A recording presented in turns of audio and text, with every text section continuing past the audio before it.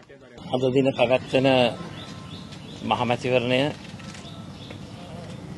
ප්‍රජාතන්ත්‍රවාදී සාමකාමී ප්‍රජාතන්ත්‍රවාදී ගුණාංගයන් සියල්ලක්ම සපුරාලන ජනතා අයිතියට මුල් තැන දෙන නිදහස් නිවහල් මැතිවරණයක් බවට පත් වෙලා විශේෂයෙන්ම නිදහසේ අපේ රටේ ජනතාවට තමන්ගේ අදහස තමන්ගේ යෝජනාව තමන්ගේ කැමැත්ත පළ කරගන්නට ඒ හැකියාව ලැබේවා කියන එක තමයි මගේ කණ්ඩායමේ ඒකායන ප්‍රාර්ථනාව.